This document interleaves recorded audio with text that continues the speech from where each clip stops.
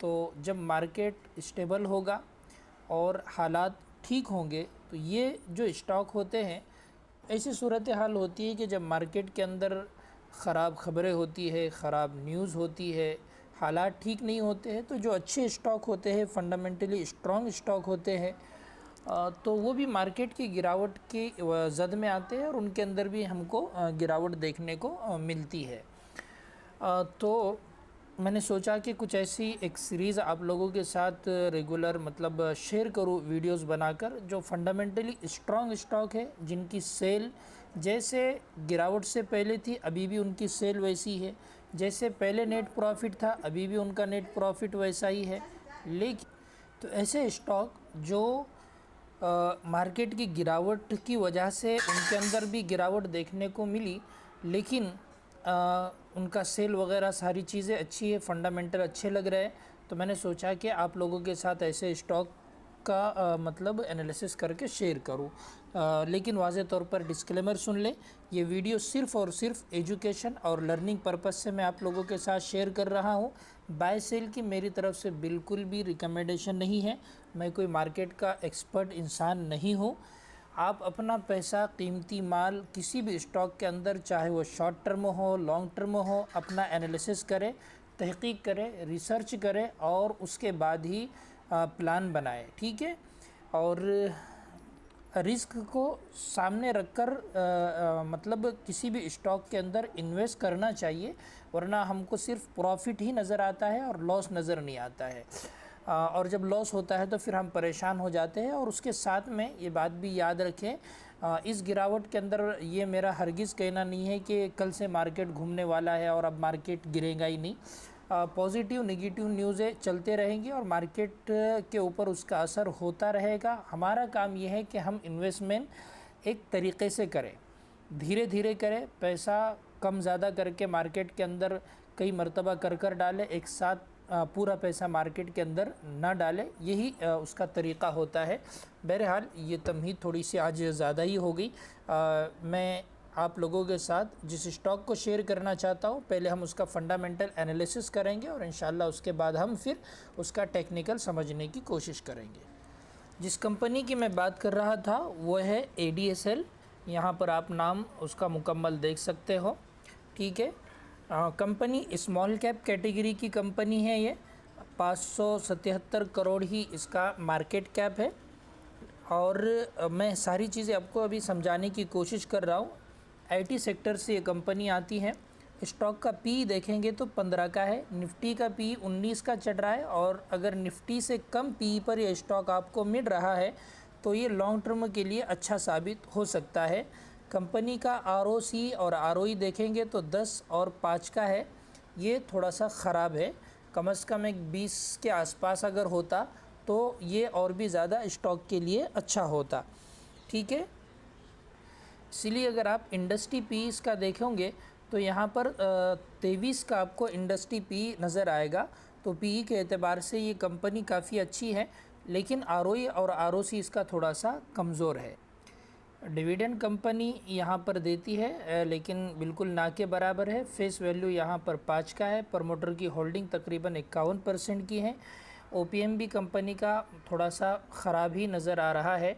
और ये सारी ख़राबियों की वजह से ये स्टॉक का मतलब क्या हाल है लंबे टाइम में और अभी शेयर करने का क्या रीज़न है, इंशाल्लाह वो सारी चीज़ें मैं आपको आगे समझाने की कोशिश करता हूँ। देखिए अभी मेरे सामने इसके क्वार्टरली रिज़ल्ट है। अभी क्वार्टरली रिज़ल्ट देखेंगे ना इसके, तो तकरीबन अभी दिसंबर का जो सेल इसका हुआ ये 247 करोड़ का हुआ। उससे पहले 234, 219, 204, 221, 203, तकरीबन जून में 179। अभी यहाँ से पीछे का अगर डाटा देखेंगे ना आप तो एक जैसा ही आपको नज़र आएगा, लेकिन जून 2024 से इसके अंदर यहाँ पर हमको हल्की फुल्की ग्रोथ देखने को मिल रही है। इसी वजह से स्टॉक के प्राइस में भी काफ़ी अच्छा उछाल हमको पीछे देखने को मिला था। और अभी स्टॉक तकरीबन 300 रुपये से गिरता हुआ 100 रुपये पर आया हुआ है। तकरीबन 60 से 70% ये अपने हाई से मतलब गिर चुका है, उतनी गिरावट इसने दर्ज की है। इसके बावजूद भी अगर आप देखेंगे तो इसका सेल वगैरह कहीं पर भी हमको ख़राब नज़र नहीं आ रहा है। और इसका जो मतलब नेट प्रॉफिट है, वो नेट प्रॉफिट भी मतलब जो आता है तकरीबन 12 करोड़, 18 करोड़, 14, 15, 14, तो उसी के रेंज के अंदर इसका नेट प्रॉफिट भी इस वक्त हमको देखने को मिल रहा है। उसके अंदर मतलब स्टॉक का प्राइस 300 रुपये से गिरकर 100 रुपये पर आया। तो ऐसा भी हो सकता था कि भी इसका सेल बहुत गिर रहा है, नेट प्रॉफिट माइनस में चला गया और ओपीएम इसका माइनस में चला गया। अभी ओपीएम देखेंगे पहले आप, तो यहाँ पर माइनस में था, फिर 9 का हुआ और फिर अभी 11 पर इसका ओपीएम चढ़ रहा है। तो ओपीएम के अंदर भी कुछ ना कुछ हमको यहाँ पर सुधार देखने को मिल रहा है। तो 300 रुपये का स्टॉक 100 रुपये पर भी अगर आपको जूं का तो सेल के साथ और नेट प्रॉफिट के साथ मिल रहा है, ये थोड़ा सा मुझे इसके अंदर पॉजिटिव चीज़ लग रही है। प्रॉफिट एंड लॉस को देखेंगे ईयरली एतबार से आप, तो इसका सेल 2014 के अंदर 266 करोड़ का था और यही हाल इसका लगभग आप अंदाज़ा करिए कि इससे मिलता जुलता ही मार्च 2021 के आसपास इसका मतलब इसी रेंज के अंदर ये इसका सेल वगैरह रहा। और फिर मार्च 2022 से इसके अंदर उछाल आना शुरू हुआ, 485 करोड़, 660 करोड़, 687 करोड़ और अभी तकरीबन ये 800 को क्रॉस कर चुका है। तो पिछले 2-3 सालों के अंदर है ना, ये कंपनी थोड़ी थोड़ी अपने आप को सुधारती हुई नज़र आ रही है। इसका सेल थोड़ा सा सुधर रहा है, इसका नेट प्रॉफिट अगर आप देखेंगे तो लगभग यहाँ तक ही कुछ भी आपको मतलब बहुत ज़्यादा अच्छा नज़र नहीं आएगा, लेकिन उसके बाद इसके नेट प्रॉफिट के अंदर भी थोड़ी सी मतलब बेहतरी आई हुई है। ईयरली एतबार से ओपीएम इसका अच्छा नहीं लग रहा है, लेकिन हो सकता है कि क्वार्टरली एतबार से भी अच्छा लग रहा है, तो धीरे धीरे मतलब अच्छा हो सकता है। और पिछले 3 साल की इसकी कंपाउंडिंग सेल ग्रोथ वगैरह देखेंगे तो 19% की है, 5 साल की 20% की है। ये थोड़ी सी हमको सुधरती हुई नज़र आई है। यहाँ पर सबसे बड़ी दिक्कत और परेशानी यही है जो आपके सामने है, कंपाउंडिंग प्रॉफिट ग्रोथ। सेल तो कंपनी का बढ़ रहा है, लेकिन कंपाउंडिंग प्रॉफिट ग्रोथ जैसी होना चाहिए। अभी 10 साल की देखेंगे तो सिर्फ आपको ये 5 साल की 10% है, 3 साल की अभी -9% चढ़ रही है। और अभी जो उम्मीद है मतलब जो डाटा के हिसाब से यहाँ पर लग रहा है, तो वो भी यहाँ माइनस में ही बता रहा है। इसीलिए स्टॉक के प्राइस के अंदर आपको कोई ख़ास उछाल यहाँ पर देखने को नहीं मिल रहा है। 10 साल में मतलब जो इसका CAGR रिटर्न है वो 9% का है, 5 साल का 17% का है, 3 साल का 6% का है, बिल्कुल ना के बराबर। और अभी 1 साल में ये बता रहा है कि 45% ऊपर के लेवल से टूट चुका है। टेक्निकल जब जाकर देखेंगे तो उससे भी ज़्यादा टूटा हुआ आपको नज़र आएगा अपने ऊपर के लेवल से। रिटर्न ऑन इक्विटी वगैरह भी अच्छी नहीं है। तो फिर मैं यहाँ पर आपको शेयर क्यों कर रहा हूँ, इसका क्या रीज़न है। जब हम फंडामेंटल देख चुके होंगे और टेक्निकल देखेंगे तो उस टाइम में इंशाल्लाह थोड़ा बहुत मैं समझाने की आपको कोशिश करूँगा। इक्विटी कैपिटल अगर आप देखेंगे तो ये इसका 28 करोड़ इसके कंपनी के स्टॉक मार्केट के अंदर अवेलेबल है, जिसके अंदर ट्रेडिंग वगैरह होती है। और तो सबके अंदर ट्रेडिंग नहीं होती है, उसके अंदर बहुत सारे प्रमोटर के पास भी होंगे, कुछ FII DI के पास भी होंगे, देखते हैं। बाकी देखिए कि कंपनी का प्राइस 300 रुपये से 100 रुपये पर आ रहा, तो यहाँ पर हमें और चीज़ें ख़राब नज़र आना चाहिए था। रिजर्व कंपनी के पास ऐसा लगना चाहिए था कि ख़त्म हुआ, लेकिन वो हमें कहीं पर भी नज़र नहीं आ रहा है। कर्ज़ बहुत ज़्यादा बढ़ा हुआ नज़र आना चाहिए था। कर्ज़ ज़रूर बढ़ा है, लेकिन बहुत ज़्यादा बढ़ा है ऐसा बिल्कुल नहीं है। डेट टू एसेट रेशो वगैरह, टोटल एसेट्स इसके कंपनी के ख़त्म होना चाहिए थे या कम होना चाहिए थे, वो पिछले हमें क्वार्टर के अंदर बढ़ते हुए नज़र आए। तो ये गिरावट कहीं ना कहीं हमारे लिए फ़ायदेमंद साबित हो सकती है, ठीक है ना। अभी प्रमोटर होल्डिंग देखेंगे तो तकरीबन यहाँ पर 51% की अभी है। और पहले जो मतलब होल्डिंग थी प्रमोटर की, वो अपनी होल्डिंग को इसके अंदर बरकरार रखे हुए है। ये इसके लिए ख़ास अच्छी बात है। FII और DII इसमें बिल्कुल ना के बराबर है और पब्लिक इसके अंदर तकरीबन 48% है। और पब्लिक में भी कोई बड़ा यहाँ पर लेकर बैठे हुए नज़र नहीं आ रहे। तो शेयर होल्डिंग पैटर्न ये इसका बहुत अच्छा यहाँ पर नहीं लग रहा है। अच्छी बात यह है कि मतलब इतना दिनों से मतलब ये कंपनी का स्टॉक का प्राइस कुछ ख़ास यहाँ पर नहीं कर रहा है, इसके बावजूद भी प्रमोटर अपने माल को बरकरार रखे हुए है, इस स्टॉक के लिए एक पॉजिटिव चीज़ है। और नेगेटिव चीज़ ये है कि FII DI इसके अंदर नहीं है। लेकिन बात समझने वाली है कि कंपनी एक स्मॉल कैप कैटेगरी की है और FII DI आमतौर से स्मॉल कैप कंपनियों के अंदर इन्वेस्ट नहीं करते हैं। ठीक है, तो इसका फंडामेंटल अगर आप देखेंगे ना, तो पिछले क्वार्टरली रिज़ल्ट के एतबार से और ईयरली एतबार से भी सेल के अंदर पिछले 2-3 सालों में अच्छा उछाल हमको देखने को मिला है। और कंपाउंडिंग सेल और कंपाउंडिंग प्रॉफिट, नेट प्रॉफिट जो बचना चाहिए कंपनी के पास, वो कहीं ना कहीं मतलब अच्छा नज़र नहीं आ रहा है। ये कंपनी के लिए एक नेगेटिव पॉइंट मुझे नज़र आ रहा है। FII DI का ना होना ये भी नेगेटिव है, कोई बड़े प्लेयर का इसके अंदर ना होना ये भी एक नेगेटिव चीज़ है। लेकिन उसके साथ में जो पॉजिटिव चीज़ें हैं, सेल वगैरह बढ़ रहा है, ये थोड़ा सा अच्छा लग रहा है। और अभी शेयर करने का रीज़न यही है कि पिछले कुछ क्वार्टर के अंदर है ना, इसका सेल वगैरह अच्छा मतलब बढ़ता हुआ नज़र आया। और दूसरा रीज़न ये है कि ऊपर के लेवल से 60-70% ये स्टॉक का प्राइस टूट चुका है। लेकिन इस टूटने का रीज़न कंपनी के फंडामेंटल ख़राब हो गए ऐसा नहीं है, इस वजह से प्राइस टूटा, बल्कि इसका रीज़न ये है कि भाई पूरे मार्केट के अंदर ही गिरावट हमको देखने को मिली, पूरी IT सेक्टर के अंदर हमको गिरावट देखने को मिली। उसी रीज़न से ये स्टॉक के अंदर भी करेक्शन बड़े पैमाने पर हुआ है। और अभी टेक्निकली एतबार से जिस लेवल पर खड़ा है, तो मैंने सोचा कि इसकी गिरावट का रीज़न अगर मतलब इसके बजाते खुद फंडामेंटल नहीं है, बल्कि दूसरे रीज़न की वजह से ये गिरावट आई है। तो जब मार्केट स्टेबल होगा तो इंशाल्लाह ये स्टॉक चलता हुआ भी अच्छा नज़र आएगा। तो मैंने सोचा कि आप लोगों के साथ इस स्टॉक को शेयर करूँ। अभी हम थोड़ा सा टेक्निकल समझने की कोशिश करते हैं।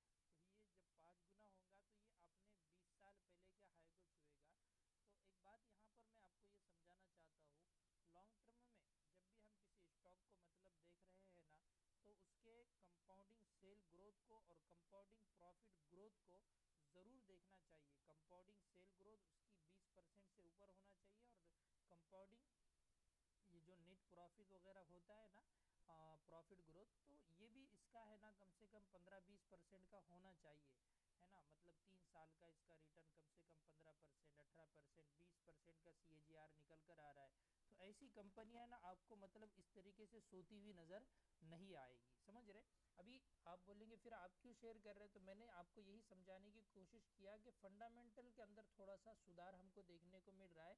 उसी के रीज़न से स्टॉक का प्राइस ऊपर की तरफ गया, एक बात। दूसरी बात, ये अपने हाई से अभी भी तकरीबन काफ़ी नीचे है। यहाँ से भी अगर अपने ऑल टाइम हाई के करीब जाता है तो यहाँ से हमारा मतलब पैसा 5 गुना हो सकता है, एक लॉन्ग टर्म की बात करें तो। लेकिन उसके साथ में हमको इसके फंडामेंटल को बाद में भी देखते रहना पड़ेगा, इतना आसानी से नहीं होगा। अभी यहाँ पर एक चीज़ मैं ये समझाने की कोशिश कर रहा हूँ कि यहाँ पर प्राइस के अंदर जो उछाल आया था और ये 100 रुपये इसका जो लो था, बल्कि उससे भी नीचे था, तो 2 सालों के अंदर इसने 300 रुपये का हाई लगाया था। अगर ये हाई देखेंगे आप, तो ये 300 रुपये का इसका हाई था। तो यहाँ तक इतने तेज़ी से ये मतलब 2 ही सालों के अंदर इसने 200-300% के रिटर्न बनाकर दिया था शेयर होल्डर को। अभी उसके अंदर जो गिरावट आई ना, तो ये जब ऊपर की तरफ गया था ना, तो आप वॉल्यूम देखेंगे काफ़ी अच्छे थे। गिरावट के अंदर उतने खास वॉल्यूम हमको देखने को नहीं मिल रहे हैं। तो ये एक 12 महीने के ऊपर अच्छी चीज़ नज़र आ रही है। 6 महीने के ऊपर हम जाएंगे तो 6 महीने के ऊपर भी आपको और भी अच्छे तरीके से बात समझ में आएंगी। जब प्राइस ऊपर की तरफ गया था तो वॉल्यूम देखिए कितने बड़े बड़े आ रहे थे, और जब प्राइस नीचे की तरफ गिर रहा है तो वॉल्यूम यहाँ पर बहुत ना के बराबर आ रहे हैं। ये एक स्टॉक के लिए अच्छा साबित हो सकता है। 3 महीने के चार्ट के ऊपर और भी चीज़ें क्लियर होंगी। 3 महीने का चार्ट भी और प्राइस और वॉल्यूम को और अच्छे से मतलब हमको समझा रहा है। यहाँ पर देखेंगे गिरावट के अंदर वॉल्यूम थोड़ा सा बिल्कुल भी ना के बराबर नज़र आ रहा है। और जैसे मतलब तेज़ी से प्राइस ऊपर की तरफ गया था ना, उतनी ही तेज़ी से प्राइस नीचे की तरफ भी आया है। ये स्मॉल कैप कंपनियों की कहानी ऐसी ही होती है। और ये इस जगह पर जो जाकर रुका ना, इसीलिए डिमांड सप्लाई को डिटेल में समझने की ज़रूरत है। ये जो इसका मुकम्मल एक सप्लाई जोन था, इस सप्लाई जोन में जैसा ही प्राइस गया ना, तो उस जगह से इसके अंदर वापस से गिरावट देखने को हमको मिली, और इस सप्लाई जोन से मतलब हिट करके ये प्राइस नीचे की तरफ आया है। ठीक है, और अभी ये जिस लेवल पर आया है ना, एक तरीके से ये भी एक इसका डिमांड जोन है और 3 महीने का डिमांड जोन है। तो मैंने सोचा कि फंडामेंटल कहीं ना कहीं ठीक ठाक है, बहुत अच्छे है, ऐसा बिल्कुल मैं नहीं कह रहा हूँ। ये इसका 3 महीने का हम डिमांड जोन इसको मान सकते हैं। ठीक है, यहीं से बल्कि मैं इससे पहले की चीज़ आपको ड्रॉ करके बताऊँ ना, तो चीज़ें और भी आपके समझ में आएंगी। अगर इस स्टॉक को देखेंगे ना, तो इसका जो असल 3 महीने का डिमांड जोन था ना, वो ये वाला था बराबर।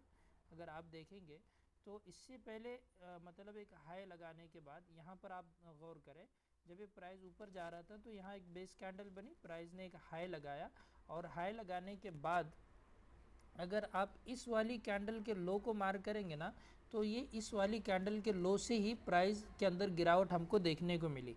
प्राइस इस डिमांड जोन के अंदर आया, और इस डिमांड जोन के अंदर आने के बाद यहाँ से फिर प्राइस ऊपर की तरफ गया, और ये जो एक सप्लाई जोन यहाँ पर बना हुआ था, उस सप्लाई जोन से वापस से इसके अंदर हमको गिरावट देखने को मिली।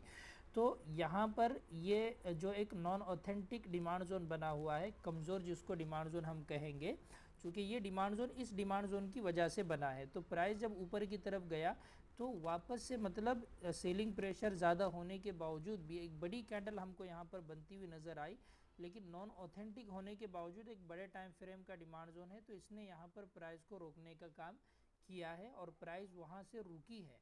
और रुकी है नहीं सिर्फ, बल्कि यहाँ पर अगर आप लो देखेंगे तो तकरीबन 80 रुपये के आसपास आपको नज़र आएगा, और वहाँ से अभी 102 पर प्राइस जाकर रुका हुआ है। तो ऑलमोस्ट तकरीबन उस जगह से ये 20% के आसपास ऊपर है। समझ रहे बात आप? तो बहरहाल ये 3 महीने के इस वक्त डिमांड जोन पर है, और वहाँ पर आकर ये रुका हुआ है। हम मंथली चार्ट के ऊपर जाकर और चीज़ों को समझने की कोशिश करेंगे। देखिए, जब ये 3 महीने के डिमांड जोन से प्राइस उठा था ना, तो यहाँ पर उसने एक मंथली का जोन बनाया था, और उसी मंथली के जोन से प्राइस मतलब चलने की कोशिश कर रहा है। आप एग्जैक्ट समझने की कोशिश करें। देखिए, इसको मैं वीक टू वीक ही मार्क करता हूँ। ये वीक टू वीक हमारी, वीक टू वीक तो नहीं कहेंगे इसलिए कि इसका वीक बहुत बड़ा है, उसको हम मतलब छोड़ सकते हैं। तो प्राइस जैसा ही अभी इस डिमांड जोन के अंदर आया ना, तो यहाँ से हमको उछाल देखने को मिल रहा है, और प्राइस अब ऊपर की तरफ जाता हुआ नज़र आ रहा है। तो कुल कहने का मकसद ये है कि एक बड़े टाइम फ्रेम से हम जब चीज़ को देखते आते हैं ना, तो चीज़ें इस तरह से क्लियर होती है।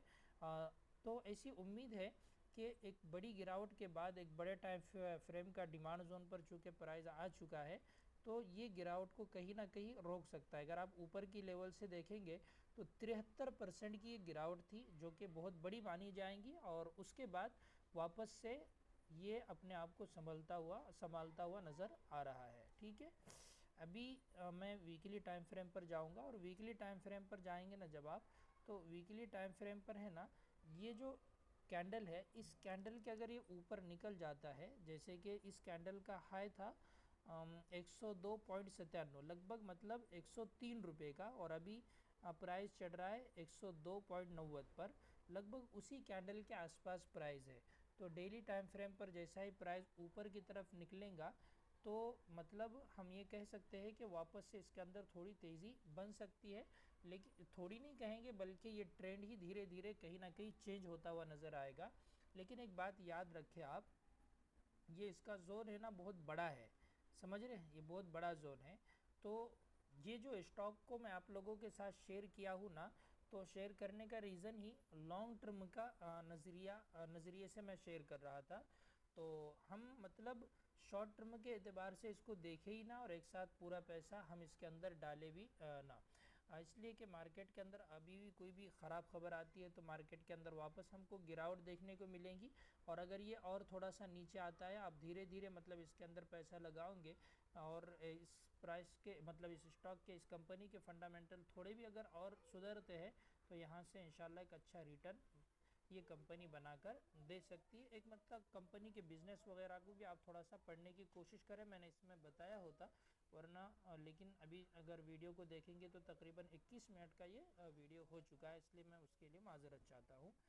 अभी एक चीज़ में टेक्निकली एतबार से चूँकि देख रहे हैं तो मैं आपको बताऊँ, इसका अगर हम RSI लगाएंगे और RSI को मंथली टाइम फ्रेम पर आप लगाएंगे ना तो इसका मंथली टाइम फ्रेम पर RSI 37 पर आया हुआ है। आप यहाँ पर देखें जब प्राइस मतलब ऊपर की तरफ गया था और RSI इसका काफ़ी मतलब ऊपर के लेवल पर पहुँच चुका था 80 से भी ऊपर, तो जब इसके अंदर ये गिरावट देखने को मिली थी तो यहीं से ये 40 के आसपास से मतलब इसने सपोर्ट लेके प्राइस फिर ऊपर की तरफ गया था। लेकिन अभी अगर आप देखेंगे मंथली टाइम फ्रेम पर तो इसका RSI तकरीबन है ना 37 पर आ चुका है। और जब 30 के नीचे बड़े टाइम फ्रेम पर RSI आता है ना तो वहाँ से आम तौर से रिकवरी के चांस बन जाते हैं, जबकि फंडामेंटल कंपनी के बहुत ज़्यादा ख़राब ना हो। और भी मंथली टाइम फ्रेम पर अगर आप देखेंगे तो एक हिडन बुलिश डाइवर्जन यहाँ पर बनता हुआ नज़र आ रहा है। डेली टाइम फ्रेम पर जाकर देखेंगे तो लास्ट स्विंग को अगर आप देखेंगे तो क्लासिक बुलिश डाइवर्जन यहाँ पर भी मुझे नज़र आ रहा है। अगर आप देखेंगे तो ये क्लासिक बुलिश डाइवर्जन बना हुआ है, डिमांड जोन पर स्टॉक है, classic bullish diversion weekly time frame पर, मंथली टाइम फ्रेम पर यहाँ पर हमको हिडन बुलिश डाइवर्जन बनता हुआ नज़र आ रहा है और प्राइस ये अपने आप को संभालने की कोशिश कर रहा है। IT सेक्टर का स्टॉक है और पूरे सेक्टर के बारे में मैंने कल आप लोगों को बताया था। बहरहाल मैं इसके अंदर 100% गलत भी हो सकता हूँ, इसलिए आप अपने एतबार से भी थोड़ी सी तहकीक कीजिए, एनालिसिस कीजिए और उसके बाद ही कोई फ़ैसला लीजिए। ठीक है। अस्सलामु अलैकुम व रहमतुल्लाहि व बरकातहू।